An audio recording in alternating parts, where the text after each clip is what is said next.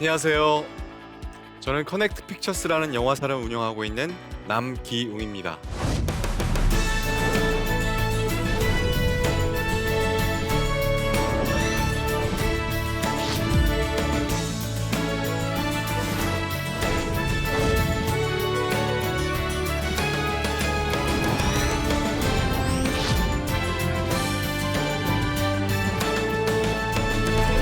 커넥트 픽처스라는 회사를 설립하고 기도했었습니다. 하나님, 전국에 우리나라에 정말 너무나 많은 영화사들이 있는데 영화 제작사, 투자사, 배급사, 수입사 정말 몇백 개가 되는 영화사가 있는데 또 다른 영화사 하나가 추가되는 게 무슨 의미가 있겠습니까? 어떤 영화를 해야 될지 하나님 말씀으로 주십시오 기도했었는데요. 그때 주셨던 말씀이 이사야서 61장 1절에서 4절 말씀이었었습니다. 주 여호와의 영이 내게 내리셨으니 이는 여호와께서 내게 기름을 부으사. 우리가 전하는 기독 영화는 내 생각과 내 계획과 내 판단으로 만들어진 영화가 아니라 하나님의 성령이 임재하는 기름 부으신 영화가 필요하다는 생각이 들었었습니다. 그래서 그 영화를 통해서 가난한 자에게 아름다운 소식이 전해져야 한다는 거죠. 아름다운 소식, 굿 뉴스. 결국은 이 좋은 기독 영화를 통해서 예수 그리스도가 드러나야 된다는, 그래야 그 영화가 좋은 기독 영화라는 생각이 듭니다. 이 기독 영화를 통해서 마음이 상한 자가 고침을 받고 회복이 되는, 세상을 향해 하나님 사랑과 이웃 사랑에 대한 선포가 들어가 있는 영화가 필요할 것 같습니다. 그래서 슬퍼하는 자들을 위로하는 영화, 이런 것들이 기독 영화가 해야 되는 역할이 아닐까 싶어요. 그래서 궁극적으로 기독 영화가 해야 할 것은 결국은 하나님께 영광 돌리고 하나님께로 돌아가는, 그래서 우리 안에 있는 여러 가지 무너진 것들, 우리의 가정, 교회, 공동체 가운데 무너진 것들이 이 좋은 기독 영화를 통해서 회복되는 것이 이 기독 영화의 역할이 아닐까 싶습니다. 저는 이 이사야서 61장 1절에서 4절 말씀에 가장 부합하는 영화가 바로 교회 오빠라고 생각을 하는데요. 저는 교회 오빠를 이렇게 표현합니다. 교회 오빠는 하나님을 영화롭게 하고 우리의 영혼을 살리는 영화이다 라고 표현을 합니다. 교회 오빠를 모르시는 분들도 있으실 것 같으니까 우리 예고편 한번 보고 다시 이야기 나눠가도록 하겠습니다. 아빠 생일 축하해.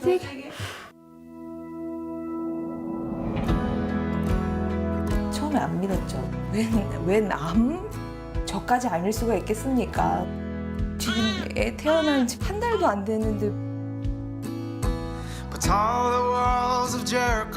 암 자체는 축복은 아니지만 우리가 질병을 만나서 우리의 삶이 이렇게 이어지고 있다는 게 얼마나 큰 기적이고 하나님의 은혜인지 깨달았잖아요.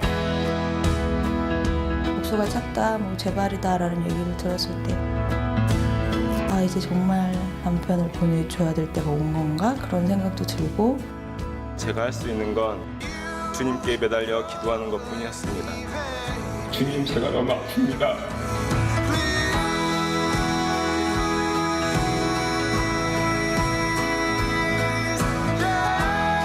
나는 너무 짧은 시간에 너무 큰 고난을 연달아 받아서 그 누구도 경험하지 못한 하나님의 그 깊은 사랑과 은혜를 체험했었구나라는 위안이 들더라고요.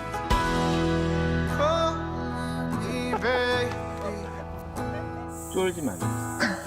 저의 간증들이 영원하신 주님의 사랑으로 기억되기를 간절히 바랍니다.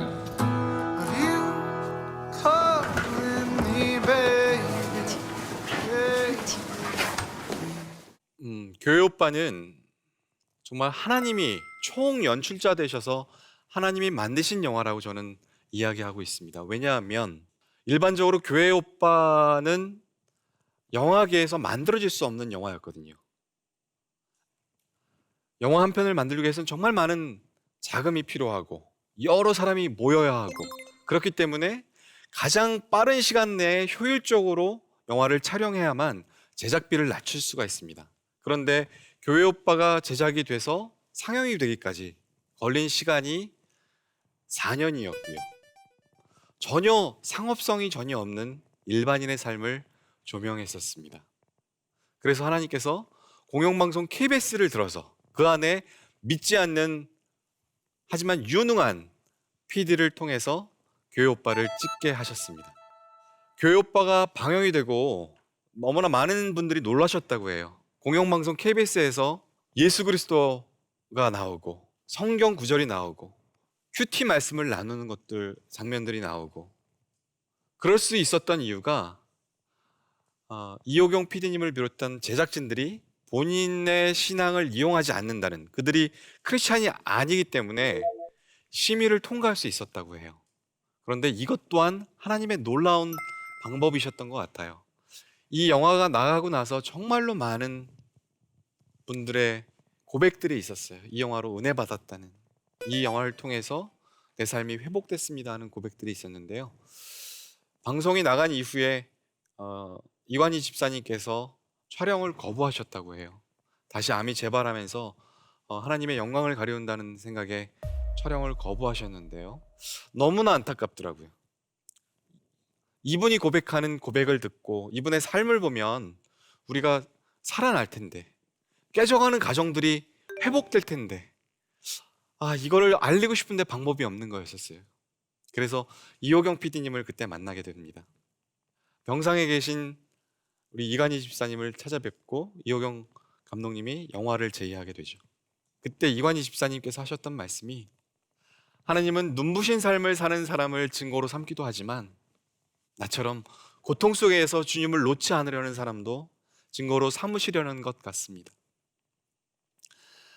이관희 집사님은 이게 본인에게 주어진 마지막 사명이라고 생각하셨던 것 같아요.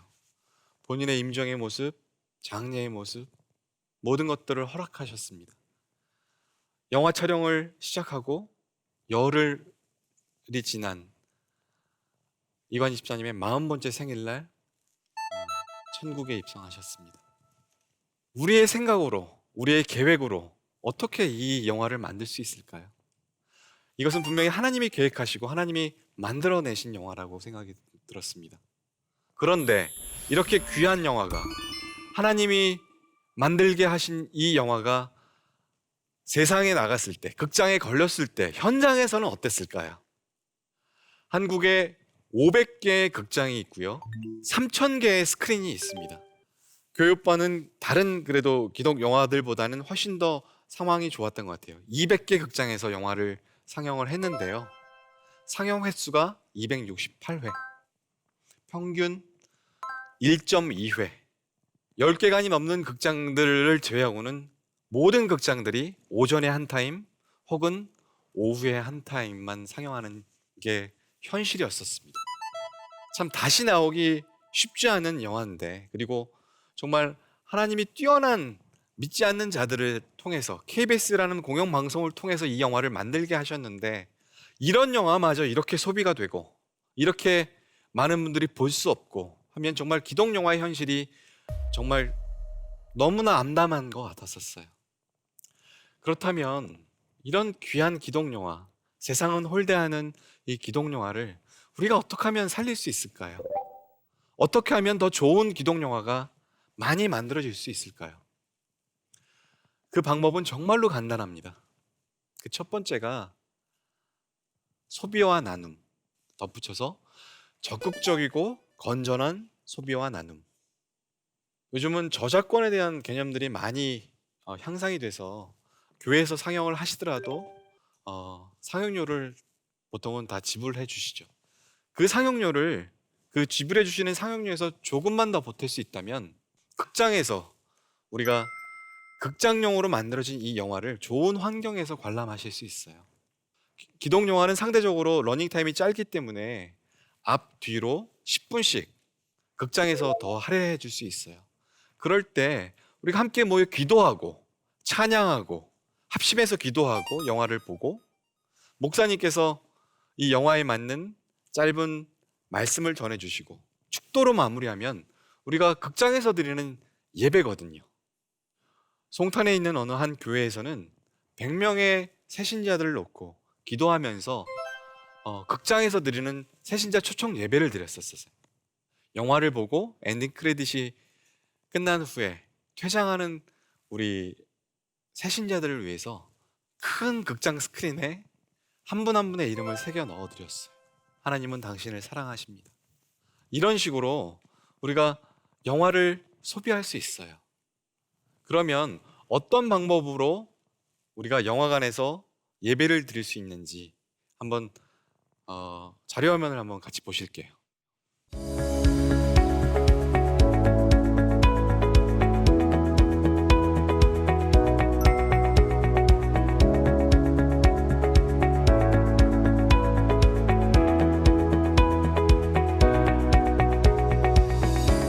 우리 같이 찬양하겠습니다. 예수 사랑합니다. 주님께로 날 이끌어 주소서.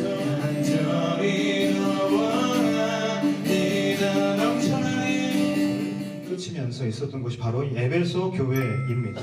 자, 그런 에베소 교회에 대한 설명을 마치고 4장부터 그렇게 옛사람을 벗고 새사람을 입은 성도로서 우리가 존재적인 변화가 빛으로 사는 것, 주님께서 마태복음 5장에 말씀하셨죠. 너희는 세상의 빛이라.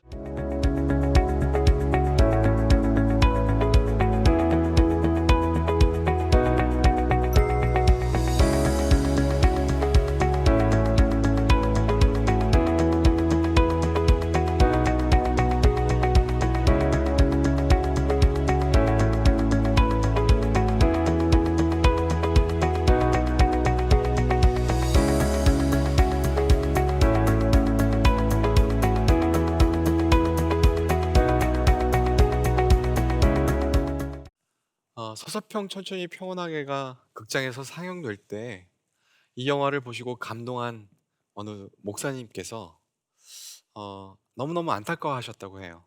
서서평 선교사님의 이 귀한 삶을 만들기 위해서 참 많은 수고와 헌신이 있었을 텐데 이게 극장에서 얼마 상영 안 하고 종영되는 것들에 대한 안타까움이 있으셔서 청량리에 있는 어느 극장을 찾아가셨어요. 그래서 우리 교회가 주중에 매일 20명씩을 개런티 하겠습니다. 그러니 다른 분들이 볼 수 있도록 저녁 프라임 타임에 영화를 상영해 주십시오. 그 교회, 그 목사님 덕분에 많은 분들이 저녁 시간에 서서평을 볼 수 있었어요. 우리가 전국 곳곳에 상영관이 있습니다. 군 단위까지 극장들이 있어요. 그 극장 주위에 있는 A라는 교회에서 한 닷새만 이런 식으로 책임져 주신다면, 그것도 많이도 아니고 10장 혹은 15장의 티켓을 사주시면 분명히 극장은 그 영화를 상영할 거예요. 그리고 나서 B라는 극장이 닷새, C라는 극장이 닷새, 네 교회만 모이면 3주 동안 기독 영화가 프라임 타임에 걸릴 수 있어요. 이런 식의 나눔도 있을 수 있습니다. 가장 개인적인 나눔은 좋은 기독 영화가 있을 때 내가 전도하고 싶었던 친구, 사랑하지만 믿지 않는 친구, 영화 티켓으로 같이 영화 보는 거예요. 혼자서 IPTV를 통해서 보는 이 기독 영화도 참 은혜가 되지만 교회에서 공동체 안에서 같이 함께 영화를 볼 때 함께 보는 기독 영화의 그 힘에 대해서 알 수 있었어요. 옆에서 극장에서 영화를 보다가 누가 눈물을 흘리게 되면 그 감정이 전염이 되거든요. 영화가 끝나고 엔딩 크레딧이 올라가도 아무도 움직이지 못하는 그 성령의 압도하심, 임재하심을 많은 분들이 경험했으면 좋겠다는 생각이 들었었어요. 그리고 영화 보고 나서 함께 영화를 나누고, 그러면 기독 영화를 통해서 그 전도하고 싶은 친구 영혼 가운데 이 복음의 씨앗이 심겨질 수 있다고 생각을 합니다. 어떻게 하면 이 기독 영화를 살릴 수 있을까? 제가 두 번째로 얘기하고 싶은 것은 우리가 함께 만들어가는 기독 영화가 필요하다는 거예요. 저는 이 좋은 예가 귀향이라고 생각을 하는데요. 우리의 이 아픈 역사, 20만 명이 넘게 추산되는 이 일본군 위안부 소녀들에 대한 이 애통하는 마음이 있었던 젊은 영화 감독이 있었어요. 자기가 갖고 있는 재능으로 이 아픔을 치유하고 회복하고자 노력했지만 14년 동안 만들 수 없었어요. 왜냐하면 이런 영화를 누가 보겠어? 돈이 안 될 거야. 그래서 아무도 투자하는 사람이 없었어요. 그럴 때 한 사람이 포기하지 않는 그 꿈에 매료되기 시작한 여러 사람들이 같이 함께 모여들었어요. 그리고 그 제작진들이 함께 기도하며 이 땅의 그 회복을 위해서 기도하면서 영화를 만들었습니다. 그런 소식이 전해지고 나서 한 분, 두 분, 1,000원, 2,000원 영화를 위해 모금하기 시작했어요. 그렇게 모인 인원이 75,270명이었습니다. 이 영화가 세상에 개봉되기까지 참 어려운 시간들이 많았는데요. 이 영화를 같이 함께 만들었던 그 75,000명의 후원자들이 이 영화를 알리기 시작했어요. 그래서 360만 명이 극장에서 영화를 관람하고 이 문제에 대해서 전 국민적인 관심이 일어나고 이 문제에 대한 우리의 인식이 변화되는 놀라운 일들이 있었습니다. 우리에게는 우리 기독 영화도 패션 오브 크라이스트와 같은 그런 성공의 사례가 필요합니다. 그래야 더 좋은 영화가 만들어질 수 있기 때문이에요. 코로나 이후에 그 전에 계획됐던 작품들은 진행이 되지만 코로나 이후에 신규로 제작되는 영화들이 거의 없는 전무한 상황입니다. 2년 후가 되면 아마 극장에서는 상영할 컨텐츠에 대해서 고민하게 될 거예요. 많은 사람들은 그런 얘기해요. 우리 기독교 안에 기독교 전용관이 필요합니다. 기독 영화 전용관이 필요합니다. 저는 그 생각과는 조금 반대의 생각을 갖고 있어요. 우리가 굳이 기독 전용관을 만들지 않더라도 관객들이 기독 영화를 소비하기 시작하면 극장들에게는 정말 중요한 시장이 되거든요. 그러면 우리가 요구하지 않아도 우리 크리스찬들이 보기 편한 시간, 보기 편한 회차를 극장들이 배정을 할 거예요. 한국 기독 영화의 현실에 대해서 안타까워하는 많은 분들은 한국 기독 영화를 위해서 투자가 필요하다고 말씀하십니다. 하지만 기독 영화가 살아나기 위해서 중요한 것은 투자 이전에 소비, 잘 만들어진 영화를 극장에서 이미 지나간 영화라면 IPTV에서 적극적으로 소비해 주시는 게 이 기독 영화를 살리는 길이라고 말씀드리고 싶습니다. 많은 전문가들이 내년도 말까지 코로나가 끝나지 않을 거라는 암울한 전망을 합니다. 하지만 분명한 것은 코로나는 끝날 거고 예배는 다시 회복될 겁니다. 우리가 다시 모일 때 기독 영화를 비롯해서 기독 문화 콘텐츠, CCM, 연주, 기독 뮤지컬, 기독 연극 등 기독 문화 콘텐츠는 우리를 다시 모이게 하는, 다시 예배하게 하는 귀한 도구가 될 겁니다. 기독 문화 콘텐츠의 건전한 소비와 나눔, 그리고 함께 참여함으로 이 복음의 씨앗이 우리 이웃과 다음 세대에 전해질 수 있습니다.